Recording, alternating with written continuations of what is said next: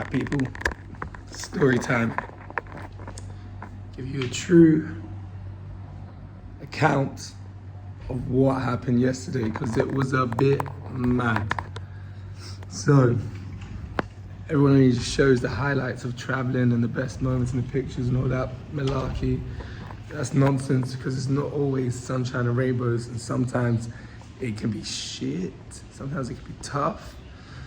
And yesterday was one of those days. So woke up a bit late because me and Rusty G had been out, and so we're rushing to try and make what's meant to be the 1 p.m. last boat to Gili from Bali. So we get on the back of these two scooters and we're like, can you try and get us there for 1? We left at 11:45 and it's an hour and 15 drive. So if you do the maths, these guys gotta go fast. So they're whizzing in and out of the traffic. It's quite stressful. It's kind of fun and exciting, but also quite stressful and a bit dangerous. We had the getaway drivers. Long story short, they got there just for 1, and luckily for us, the boat had been delayed to 2:30. Now we get to the pier, tickets are all sorted, and all the other boats come and go, but our company is 3 hours and a bit delayed. So everyone's standing there frustrated, getting agitated and everything, wondering whether we're gonna make it to Gili for New Year's or not. And as the day goes on, the waves are getting higher and higher. Finally arrives at 5:15, and by this point, the waves are going up to 2 meters. And it's rainy season here in Bali. Currently filming this from Gili T.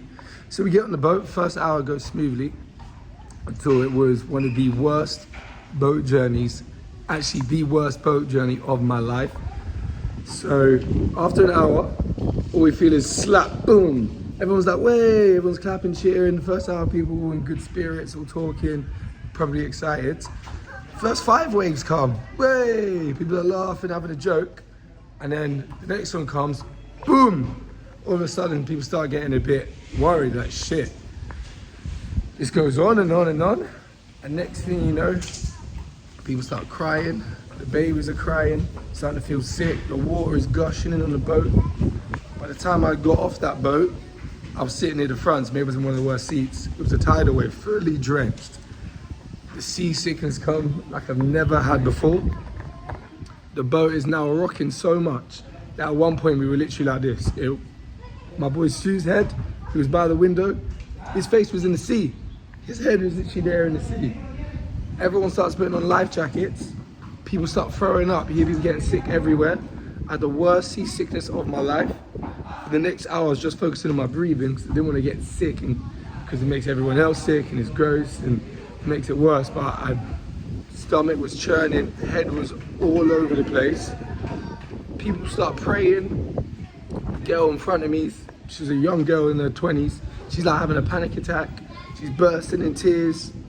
Water's gushing in the boat. It was only meant to be an hour and a half. We've been on the boat for over 2 hours now.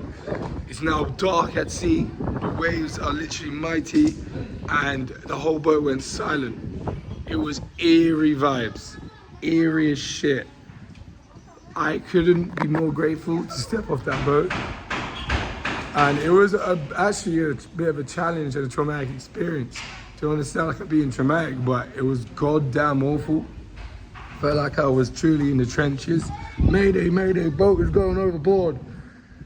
But luckily we survived. If anyone is doing the boat from Bali to Gili T in the rainy season, check the waves, wait for a good day. The captains do sometimes cancel boats. I'm not sure if that one should have been cancelled, maybe, because it was definitely frightening and it was a struggle. Happy New Year's, y'all.